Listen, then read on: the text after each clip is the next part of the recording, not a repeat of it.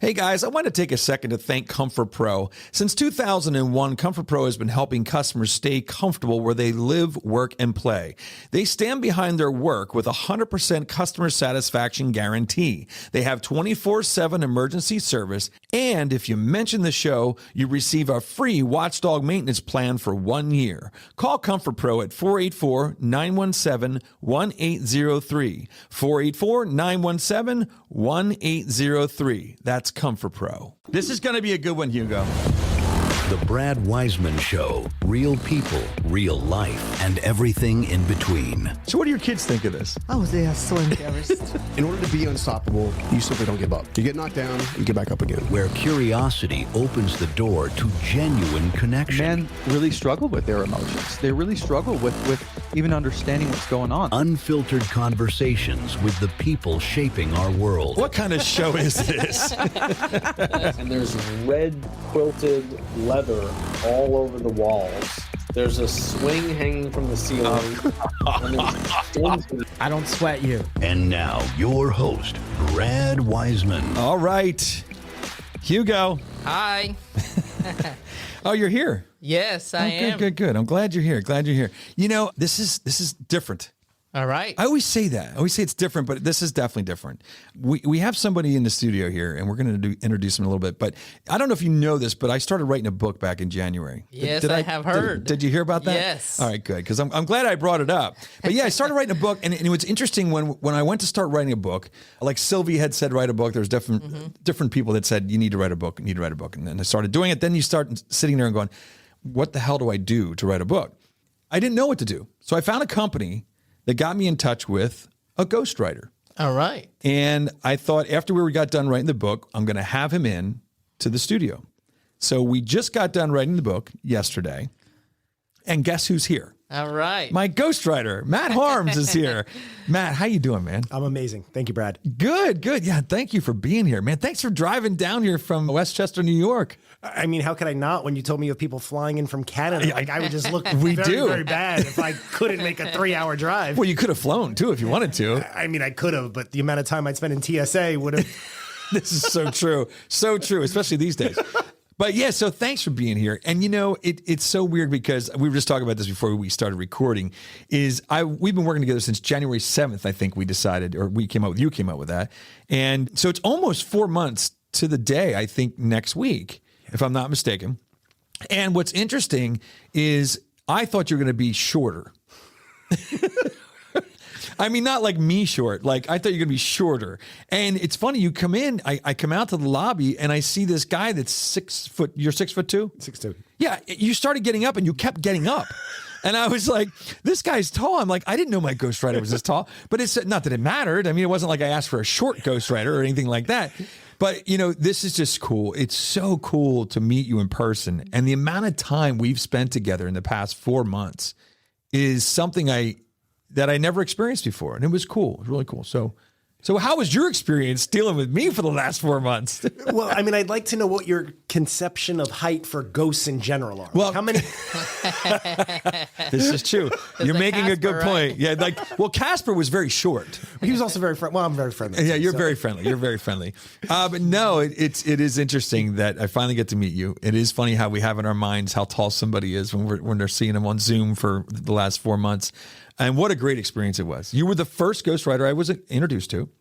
And I remember I as soon as they introduced me to you, we did a quick Zoom and they said, well, you can meet as many as you want and you pick the person you want. And we talked for maybe 5-10 minutes, I think. And that was it. I was like, yep, this is the guy. And I'm very... Is that called speed dating? Kind of. Don't tell our wives. No, don't tell our wives. Don't tell our wives. But I'm very selective. I want to work with people because we spent a lot of time together, like you said. Absolutely, yeah. So I got the same impression in 5-10 minutes. I'm like, we're going to have fun. Oh, yeah. And we did. We had a lot of fun. We had a lot of fun. We got a good book written. We did. I think we did. So let's go into that. Like, you obviously, did you come out of high school going, I want to be a ghostwriter? Man, that's a funny story. Yeah, we'll tell it. I'll give you the brief version. Give me the brief version of it. Yeah, I can't wait to hear it. So in senior year of high school, I was selling term papers for money. Oh my gosh. I think I sold my entire senior class. That is hilarious. And I wrote them in ways that everyone got the grade the teacher would expect them to get. So I didn't write D students in a paper. Gosh, that's great. I wrote my own paper 2 a.m. the day before it was due. I got a terrible grade. Teacher was shocked. I was like, well, I wasn't a paying client, so I didn't get the service of everyone else. Gosh. Is it legal to even say this now? I mean, I believe the statute there's limits. probably doctors out there that probably didn't deserve their degrees that you were writing for or something. This was high school English in the Bronx. Okay, yeah. So, that didn't really matter. It doesn't really matter. Doesn't matter. So I get in my head, I'm going to be a writer. Tell my parents that's what I want to do for a living. And they're like, yeah, no, you're going to college and you're going to get a job. Yeah. I'm like, no, but really. No, but mom. Yeah. And the answer was, well, that's great. You could just move out then. And I'm like, well, I don't really want to do that either. She's like, write your ass out of here. Yeah. So I go to college. I get a finance degree because I didn't know what else to do. Figure, dollar signs, finance. Absolutely. I'll go work on Wall Street. No one tells you the rest of where that go to college and get a good job direction ends. So I had to figure that part out. Stopping at a bachelor's qualified me for just about nothing other than financial sales. So I sold life insurance. I sold mutual funds. Wow. Wound up in banking, became a bank manager. That's cool. For, I don't know, way too long. Yeah. And then in 2015, by 15, I knew it was getting bad. Yeah. 16, 17, I had to get out. Took a leap of faith, quit, started teaching writing to public school students in New York City. 6th, 7th, and 8th graders on how to use words to express their emotions instead of their fists. That was interesting. Yeah. That's a whole very other interesting podcast. Yes. Then COVID happened. They shut down the schools. I wasn't actually a teacher, so I didn't get paid. Oh. So now I'm like, oh, shoot, what do I do? Yeah, getting paid's important. Getting paid's kind of important. Yeah. I had 2 kids, a mortgage. So then you start writing? Throughout that time, the benefit of that job was I only had like 3 groups a day, but I was in the school the whole day. Yeah, so I started writing my own stuff. So I put out my first book, put out a second book. And then once COVID happened, panicked just like everyone else. I started joining every networking group, mastermind group, anything I could join to be like, can someone help me make money? Yeah, right. And I wound up meeting a gentleman who was already an Amazon bestselling author. He was the guy who ran the group. And he was like, I need another book. I just don't have time. Like my business is doing so good because he was in IT and the whole world was going remote. Yep. He was like, so you're going to write it for me. And I'm like, what? That's so wild. You're like, is this a term paper? Basically, I forgot all about that part of my life. Yeah. And he's like, I don't know if you've ever seen The 40-Year-Old Virgin. Oh, yes. So there's that scene where Jonah Hill goes in and he wants to buy the whatever it is, and she won't sell it to him. Yes. And he's like, I don't understand. I have money. You have what I want. Why can't we just do this? make a deal? Yeah, right. So he had to explain it to me like that. He's like, you know how to write books. Yes, I do. Yes. I have money. Yeah. You write me a book. This is like caveman talk here. It really is. It's like, you have money. Yes. I have writing. Yes. It's like, oh my God. Kind of like us. The next thing I know, it's history. He's like, here's my notes. How are we going to do this? And I learned through the process of working with him. I think I did a pretty good job because he's the one who told me to set up a business. That's when Pen for Hire started. Yeah, 2017 is, or no, 2019. That's what I have here in my notes. Yeah. Referred me my first couple clients, and it's just been on a progressive uptick since. I mean, that's not that long ago. It feels like an eternity, but you're but right, it's really not. I mean, in fact, also to how much you're into it now. I mean, you're in it. I mean, I feel you are. I mean, so how many books are you writing with somebody at a time? 6 to 10. 6 to 10 at a time. At a time. Wow. Yeah, I think you had said to me, I think that's what you told me. Yeah, when I asked you, I think early on I had asked you some of those questions just because I was curious. And 6 to 10. So, and these are they all those books that you're writing at one time with somebody? Are they vastly different, or do you try to keep it like in like a realm of that you understand, or not understand, but that makes sense to you or you feel comfortable with?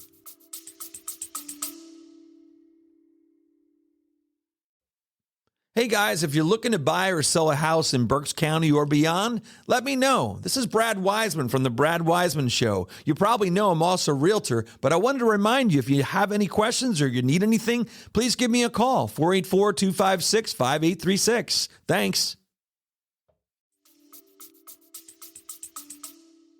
There's really only like 2 topics that I try not to write about. Yeah. Well, one, I don't like to write about finance or strictly because you did it and hated it, or what? Because I hated everything, and I think because the book wouldn't turn out good. And there's too much risk of me imparting my own emotion, true. feeling, knowledge of like. That's not good. The No, book's got to not be the good. person's. Yep. But otherwise, like quantum physics, medical, anything that's super technical and going to bore the hell out of me. I didn't start doing this to be bored. That's why I left my actual job. I can't even imagine writing a book for something like that.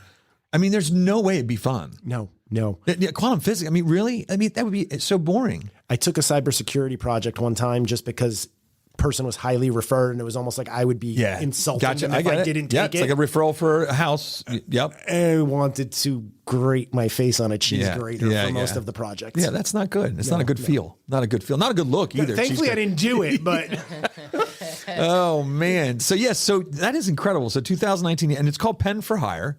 And you're doing this pretty much, it's full time. This is your full time gig. I mean, this is what you do. Yeah, and you're very good at it. I mean, you know, it's really cool, Hugo, is that he always made you feel comfortable on nothing I said was stupid. Nothing. And if I wrote something down and I was like, what do you think of this?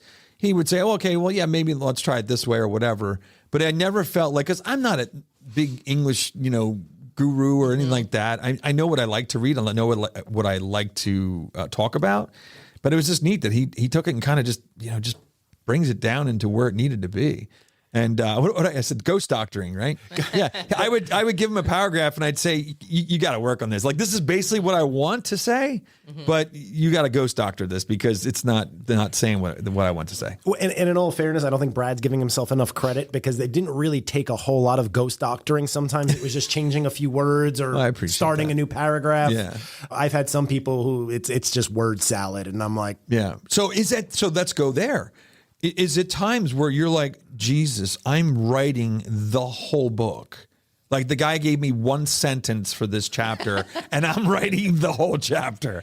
Dude, what do you say then? Do you say, dude, I don't have enough content. You need to give me more. Well, yeah, that's always the problem is when they don't stop talking about things that are completely irrelevant and off topic. Because I did that a lot. No, not so much, because we still got done in almost record time. Yes, we did. Yeah, it's the complete tangents of, of like, when I was 6 and I'm like, this isn't going in the book. This isn't even relevant to your book. Yeah. And you can't gently bring them back. Yeah. So in an hour call, they've talked about the part you're writing for maybe 8 minutes. Yeah, not good. Yeah, that's not good. That's where it struggles. Yeah. And then what about and then I have a ton of other stuff for your questions. I hope you're okay with that. But, what about the person that is not respectful of your either your time or respectful of what you're writing, or is just not nice?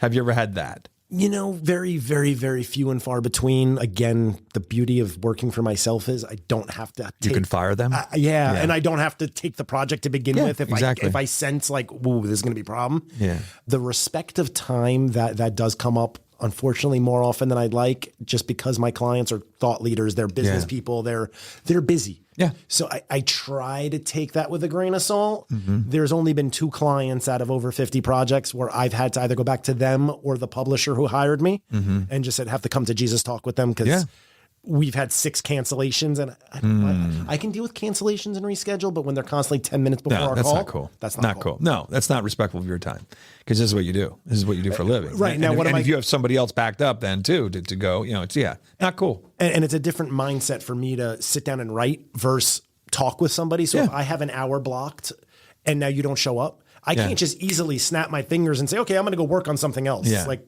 I'm in a different headspace. Yeah, because you have that time situated for that. Yeah.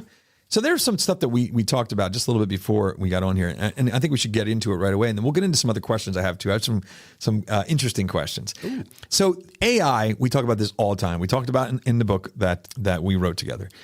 Let's tell what the book's called, and then we can get into that. The Human Advantage is what we came up with, and it's genuine curiosity, deep connection, and being fully you in an AI world. That's what we came up with for the title.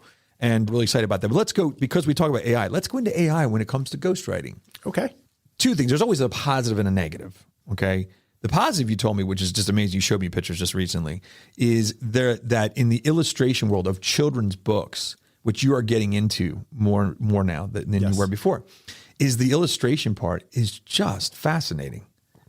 So tell me what that means for you, and how did you get into trying to get, or why are you getting into children's books now? How did that, was like a natural progression or something, or? I started mentioning it to you off camera, but one of my very good clients who I think we've done 5 or 6 books. He's got 3 other all business books in the works. We've been working together for almost 4 years. Oh, cool. One day was just randomly like, hey, I know you guys don't do children's books, but I wrote a series of 12 children's books. Me and my grandkids are the characters. 12. That's amazing. Yeah. And that's incredible. And he had been writing it over a period of years. So he had a folder with all of these books. And the more we wrote his other books, the more he was like, I want to do something with this. Oh, that's cool. So he was like, can you point me in the right direction? And I had always kind of wanted to get into children's books. I've got kids, like, sure. But the illustration part, right? Finding a good illustrator who can draw well, who's affordable, who can meet a timeline, like all 3 of us together. Things. Yeah, it was just never the juice wasn't worth the squeeze. Right, because there's not a lot of illustration in the books we do. Correct. So that's not really that's not in your wheelhouse at this point, but now it is. Well, now it is, because I said, you know what? He's such a great client. I tasked my assistant with going out and saying, hey, can you look into what options we have to help him get this done? Interesting. And she came back to me and said, hey, I found a great AI illustrator. They'll take, if he provides pictures of himself and his grandkids, it's unbelievable. They'll take it, they'll run it through their AI, and they'll turn them into Pixar characters. And it follows the story. And so basically once they create the image that matches their likeness, we then just go and write the story. If the story's written, then just have the character poses and the action match what's going on that page. Unbelievable. And it's good. I saw firsthand what this looks like. It's, well, you know, Hugo, you deal with a lot of this stuff too. Hugo's into music, into illustration and videos and things like that. And it's incredible. It really is. And there's a really nice positive AI in your industry. Now, the other side of it, like I told you before we started recording, is my first step into looking at writing a book was a little, you don't know what to do. You don't know where to go. So of course I went to AI. And I took a couple of not just the quotes, but I had a lot of notes that I had written. I think I shared some of that stuff with you in the beginning. A lot of notes I'd written since 2017 or 19, whatever it was. And I just put them in AI and thinking, oh, this is going to be great. It's going to write a whole paragraph or a whole chapter for me. You could put it in and it writes like maybe 3 or 4 paragraphs off of that. And then that's it. And then you're reading the paragraphs. You're like, okay, this is all over the place. Like there's no rhyme or reason. It just basically takes in your information and pukes it out. It's the best term I can use for this. Pukes it out onto the table, but it looks really nice what they puked out, kind of. Yep. That's the way I felt. So I did that for about 20 minutes and realized that this isn't going to work. Do you find that do you find people they think that you're the same as AI? I don't think they think I'm the same as AI. Yeah. They think that AI is better and cheaper until they realize. Yeah. And as I mentioned earlier, there's hallmarks of AI. Like someone gives you a manuscript or a chapter, I can read a paragraph and be like, how much of this is AI? Like level with me. and it's not just the obvious M dashes and the other like the M dash. What do you mean M dash? You know those line dashes that you use instead of a comma. Yes. AI loves that. Loves it. They're at least 3 times a paragraph. You're kidding me. Now I'm learning. This is like CSI. This is wonderful. Go in whatever AI you use and look outside of the cool little emoji things it puts at the beginning of each to make it look fancy. Yes. There's M dashes all over. Oh, I got it. Every paragraph is 50% M dashes. That's sign number 1. So that's sign number 1. Okay. Sign number 2, it's all over the place. There's words in there that are just like, where did you come up with that word? Yeah, and I'm telling you, that's what it did. Yeah. It was cool for a little bit. And I was like, this is unbelievable. And then I started reading, I'm like, this doesn't read well. Well, look, AI is kind of like WebMD. Yeah. WebMD could be really good for figuring out what that bump on your arm is. But it's not going to operate on you. And if you spend too long, by the time you're done, you got cancer. So true. So true. Who here looks up their shit that's something that goes wrong in your body, and what do? You look it up, right? And by the time I'm done reading that, I'm dead. I'm a goner. You're calling your wife like, hey, I'm buying a cemetery plot. I've made plans. I'm like, Jess, I've made plans. What do you make plans to do? Vacation? No, I'm going to the coffin. What's for dinner tonight? Because it's the Last Supper.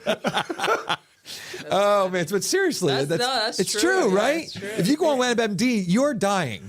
no matter what it is. It could be a hangnail. Oh, I'm done. AI is the same thing. Like Google, if you Google long enough, like the world's ending. Yep. If you AI long enough, you wind up with a bunch of words that mean nothing. Yes. So true. And it's, Hugo would know this. It's like a computer programming term, garbage in, garbage out. Yeah. And AI is out there scrubbing the internet. Yeah. So if you're asking it for like, and I've used AI in limited capacities. Sure. Like, hey, help me plan a trip to Disney. Sure. Things like that. And then you pick and choose what you like. But outside of that, it's out there scrubbing unfiltered the internet. And we all know who contributes to what's out there on the internet. All kinds of stuff. All kinds of stuff. And people who are definitely not experts. No, definitely not. Wikipedia. I mean, there's a lot of stuff on there. It's crazy. So the AI thing I think it's already kind of come into your industry, and it's probably getting realized really quickly that it's not going to be something that's going to replace ghostwriting. For it to write a book for somebody, the amount of hours the user has to put in to teaching the AI, it's cheaper and easier to work with a ghostwriter and have a more enjoyable experience. Yeah. Because otherwise, by the time you're done with like 6 months of training your Claude or your Gronk, you're going to be in a physical relationship with it. Absolutely. You're so true. Yeah, exactly. You'll probably be getting divorced or something, paying it to it. You know, it was really interesting too. I had no idea what to expect in this process, which I love that in life at 55, when you dive into something and you really have no clue what you're getting into. I knew that I wanted to get something out that was in me, or that was written down with quotes and all these things. And I talked to Hugo about it for many years. And he kept saying to me, "When are you going to write this thing? When are you going to write it?" Keep talking about it. He did it, Hugo. It's finally there. It's finally there. But what's interesting is that you were almost like a therapist in a way too. Do you hear that? That's the way it was. Like, I felt like I was on a couch sitting down like in his office, and he's like, "So Brad, what happened when you flunked first grade? How did you feel?" And this is in the book, so you'll know.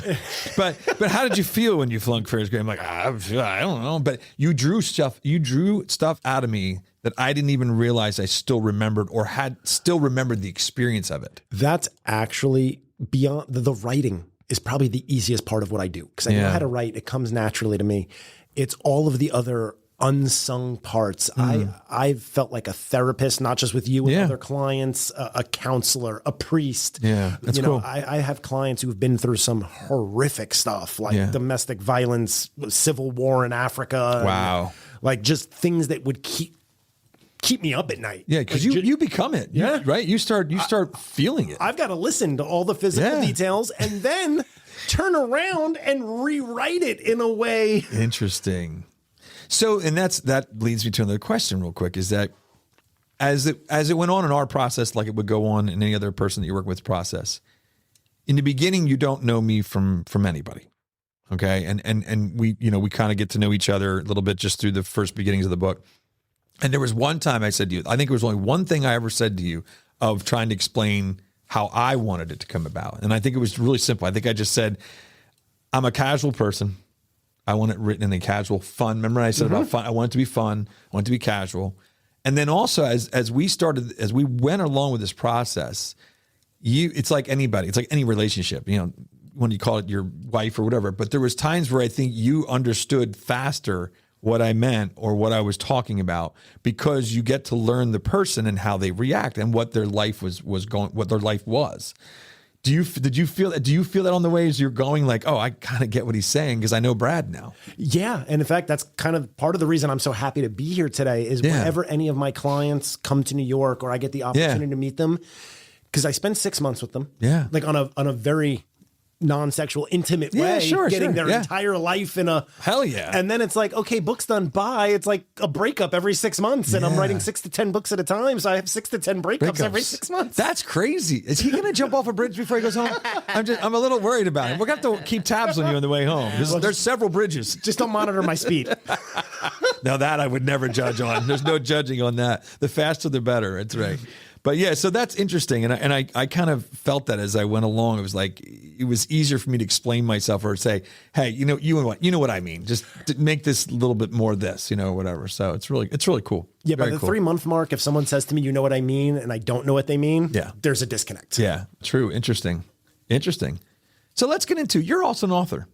I am. Yeah, which I thought was really cool. And you're also a realtor. I am. Which is so funny. When we figured that out, I think it was a couple weeks later. Never came up, I don't think, in the beginning. It was like maybe a couple weeks into it. You're like, oh, yeah, I have my broker's license. I'm like, what? How did we not know this? Well, that was actually the only reservation I had when I got your book plan. Yeah. When they told me who you were, Yeah. I had to read your entire book plan to make sure it wasn't a book on real estate. Which it wasn't. Because if it was, I would have had to give the disclaimer of, look, I might know a little too much about what you're writing about, interesting. kind of like finance. Yep. But when it was just like, no, we're only didn't bringing want in it the to be. real estate as an experience. Yes. Because it's those are my experiences. Yeah. Correct. And that's the point where I was like, Yeah. this is going to work well because I know those horror stories. Oh my God, it's just funny. Or I'm like, all of a sudden he chimed in the one time, like, wait a minute, how do you know this? This is interesting. I know what buyers are like. But you've written a couple books. You have the ones that I have that I know about is I don't know, what was the first book? Because you said that the first book. What was the first book you wrote? The first book was Employed, a career readiness manual. Right. Okay. And is that was a fiction or is that an action nonfiction? Nonfiction. Nonfiction. So it's career readiness. So it's telling people how to get ready for a certain careers. The first part of that was how it started. And then I went back and realized when I went back to my own story that the first part of the book was figure out what the hell you want to do. Yeah. And don't let anyone tell you can't do it, that you can't make money doing it. Because the irony is, here I am 20 years later. Isn't that funny? And writing is a career that pays the bills. Now, maybe not the way I thought. My book sales aren't putting food on the table. Right. But that was meaningful to me. And it was helpful to show everyone else who may potentially want to work with me. Like, yeah, I've written my own books. Like, I'm not just saying that I can do it. That's cool. Yeah, it's almost like a realtor that's renting their home. Seriously, I'm nothing bad against realtors that are renting their home, but you try to buy a home as soon as you can when you become a realtor because as that's your thing. Now up in New York City and things like that, it's hard to buy. And there are probably a lot of realtors that rent, and that's all good. But it's just funny that I always say about around here, you should buy. So you can have the experience. It's like a car mechanic with a broken down car. Yes, exactly. Not a good thing. Not a good look. Not a good look at all. No one's coming to your shop when your car's broken down on the side of the road. So true. So then you had another one's called, what is it? Should Have Known? Is that right? That's my fiction novel. Fiction novel. Okay. And then Grow Up. That was another fiction, or that's nonfiction? That's nonfiction. That was a book about I think it was 10 or 12. It's been a while. I mean, I've written way too much to remember exactly. Yeah, it's funny, right? The things they didn't teach me in college that I was really pissed off about. Because again, I got a finance degree. They never taught me how to balance a checkbook. Wow. They never taught me how to figure out like leasing versus buying a car. How much money you're paying. They taught me how to amortize a 30-year mortgage by hand. But hand? Yeah. Using a scientific calculator, I'll date myself a little bit, but not like what the impact of how much interest you're paying is and the benefit of doing a 15-year mortgage versus a 30-year mortgage. Yep. So compound interest. The cooking versus going to McDonald's 6 times a day. Absolutely. So I was really, when I sat back and reflected, I was like, man, they owe me a refund for like half the shit they didn't teach me. And you're right about that. There's a lot of things, even in high school, we talk about that. There's things that's the basics of life that sometimes we don't learn. Because those are the things that have to happen before you can do anything else. Yeah, if you don't know how to make yourself lunch, that's a problem. If you don't know how to, get from point A to point B. Yeah. And there's a lot of people that don't. They're very book smart, not street smart. Yes. If you don't know how to pay for something in a store and make sure you're getting either back the right change. Oh yeah, that's always a good one. Did you ever go to a store with your and it maybe comes out to being like $3.57, and then you give them the 57 cents? Oh my God. They have no idea what they're like. What do we do now? Or I don't even know how to do this, And the younger the person is, the worse. My God. And you're sitting there going, you need to give me this. And they're like, oh, okay. I should just say you need to give me $50 back. Because I think, okay. They're just happy you're giving them an answer because otherwise they're a deer in headlights. Yes, so true. So true. That's funny. So then you also wrote a real estate book. I did. Called Get Real, Building Knowledge and Wealth Through Real Estate, which I looked at a little bit. I did not get to read any of these. I'm going to send you a copy of all 3. I've got that would be wonderful. Yeah. That'd be great because I'm going to put another shelf up here for some books up top because I think we need to get more books in here. But so you've written the book, so you've done it. You know what it's like to go through this, and you obviously don't have a ghostwriter. I'm thinking. No, I do. See, that's the thing. You said a good editor. Yes. So I'm smart enough to know that I can't edit my own work. In fact, I don't think anyone, this is my personal belief, it's good to know. I don't think anyone on earth should ever edit something they've written. Because you don't see it. You don't see it. Your mind reads what you think is on the page. Interesting. Or what you meant to put on the page. Yes. It's not realizing that you left out an entire train of thought, like the train derailed at Albuquerque. Yeah, right. And now it's not making any sense. And now it's not making any sense. And sometimes it's just a word, right? Like you've pointed out when you've read what I've written for you, like something about this sentence. And I'm because I can tell you're writing so freaking fast. I've seen him write too. So it's really cool. Hugo, he uses is a Google, what is it? Google Docs. Google Docs. So there's times where I go in there at nighttime and I see this. Like that's what I hear in my head, by the way. I can hear, but you know what I mean. So I see the line. It's like it's just writing itself. It's like you're like this, no hands, mom, and it's writing itself. But then I'd like see him go. He goes, and you go. So it's like it's constantly typing, and then he would mess up something and come back. And then the one time he yelled at me, he's like, "You need to get out of here while I'm trying to write." Because he was working on the paragraph that I was working on. Like he was trying to fix something, and I'm like, "Get out of here! You're not supposed to see this shit. It's like making it like watching the sausage get made." Yes, not a good idea. Nobody wants to see that, or a hot dog. Nobody wants to see a hot dog get made. So let's go into some of this. I have some other questions here that I think is so author or ghostwriter. Which one's more fun? You know, they're equally fun. If I had to pick, I'm going to say ghostwriter. Yeah.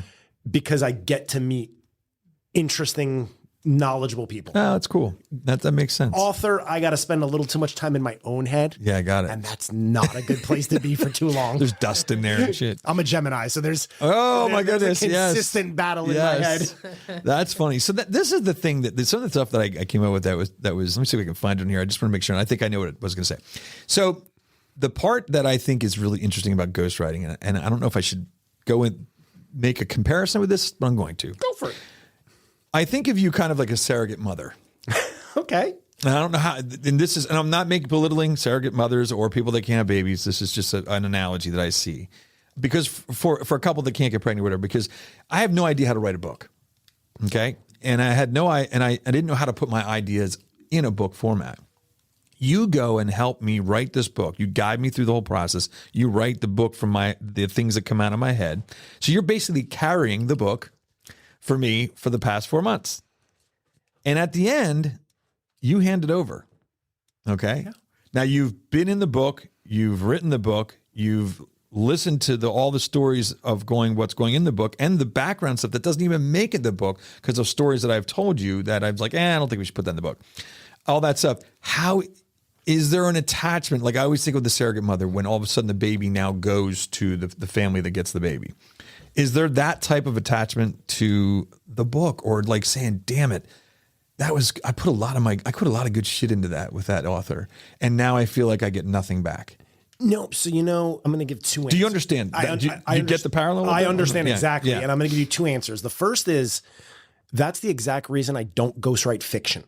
Because for fiction, I'm sorry, your imagination. It's your imagination. If you can't, there a song? If you can't take what's in your head that you're imagining and seeing, and now I'm going to feel like it's like your imagination, my imagination. Gotcha. Very interesting. That's hands off. I will help.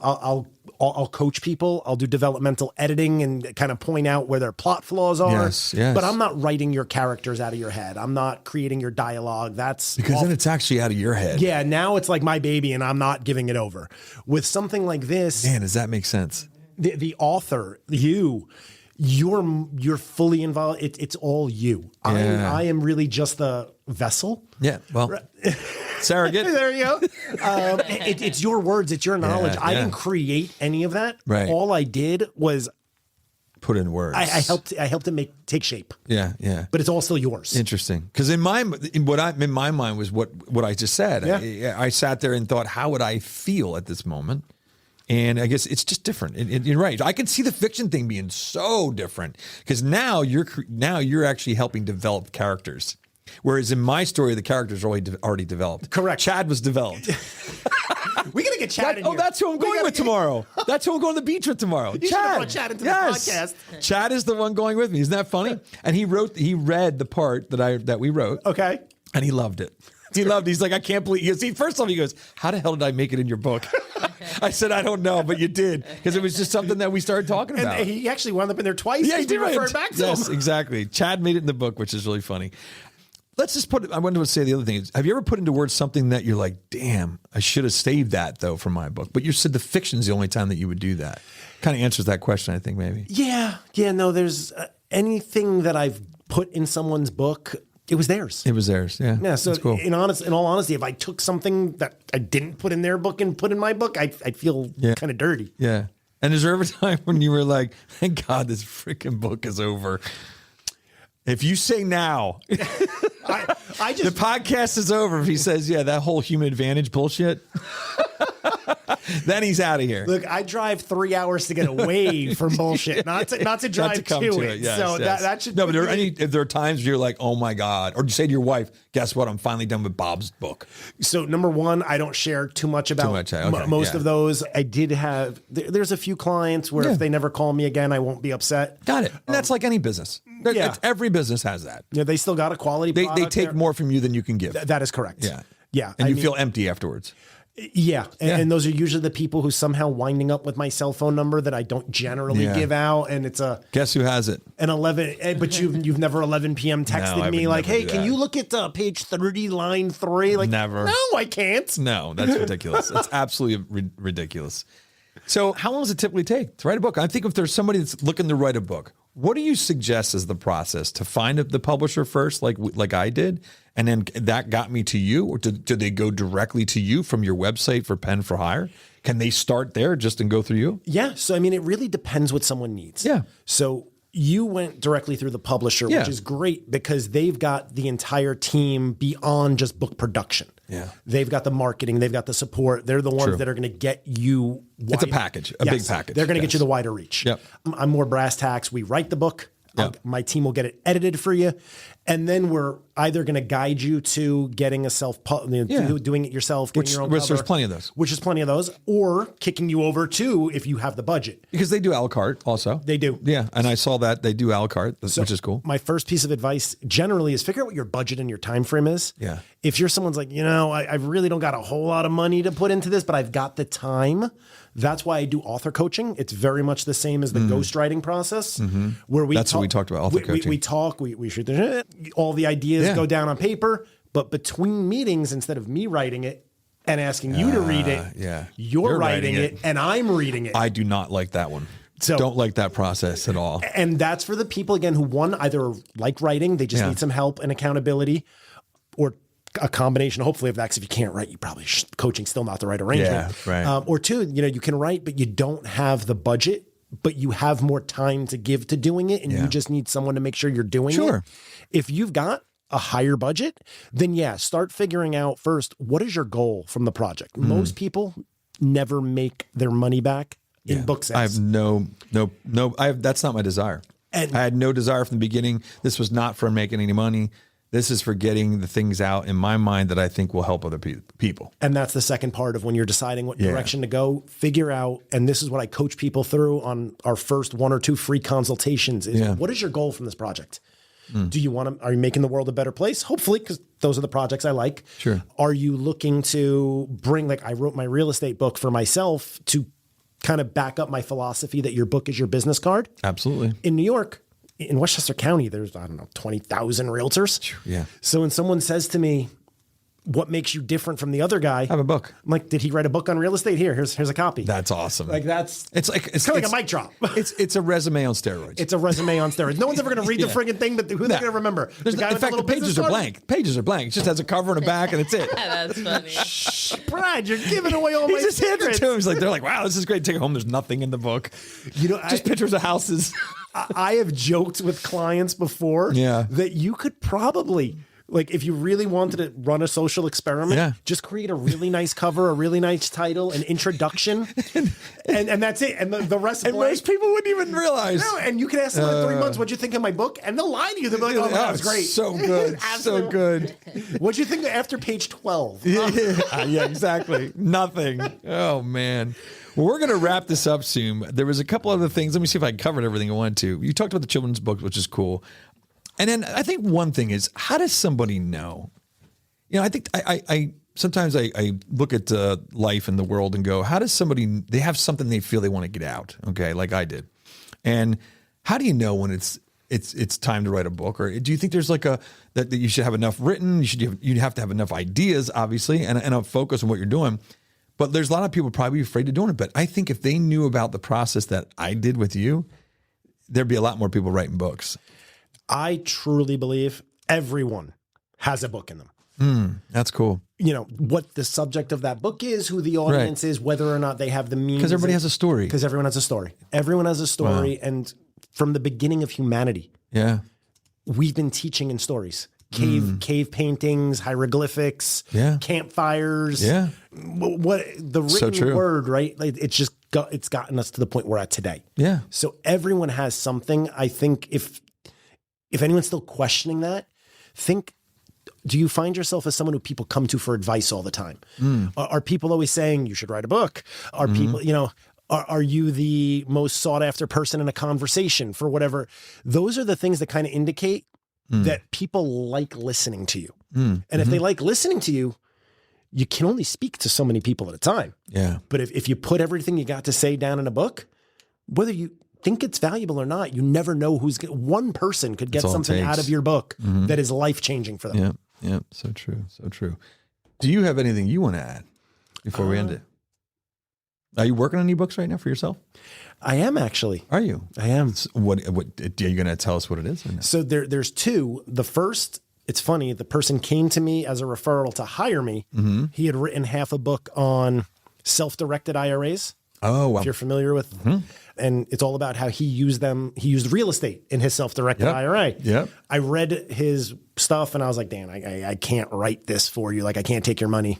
Right. That's interesting. So he was like, you want to partner on it? And I was like, that's interesting. Yeah. So I said, you already wrote most of it. Sure. Like, I'll impart my knowledge. We'll put it together. That's cool. So that's finishing up soon. It's actually the same gentleman who, because of this book, I decided to get my license in Florida now. Cool. And then all of this sparked a book I started right after I finished the Get Real book, which is kind of like a property management Bible. Oh, nice. So another real estate themed book, but all of the ins and outs of property management, from the horror stories to the best practices. A lot of horror stories, I'm sure. It's amazing. Property management is a whole different world. Let me tell you, you've been in apartments. I did it for years. Yeah, I did it for years. When you see the way some people live, it's just like, it's crazy on both extremes. Oh, almost absolutely. Like, do you really need a $4,000 toilet with a heat sensor? But then you see people that are sleeping on the floor. And then you see people that are sleeping on boxes piled high because they're hoarding the last 90 years worth of their stuff. It's amazing, isn't it?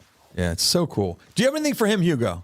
No, just pretty intrigued. That's pretty cool. Pretty intrigued, right? Yeah, pretty interesting topic. Well, thanks for coming down here, buddy. I appreciate it so much.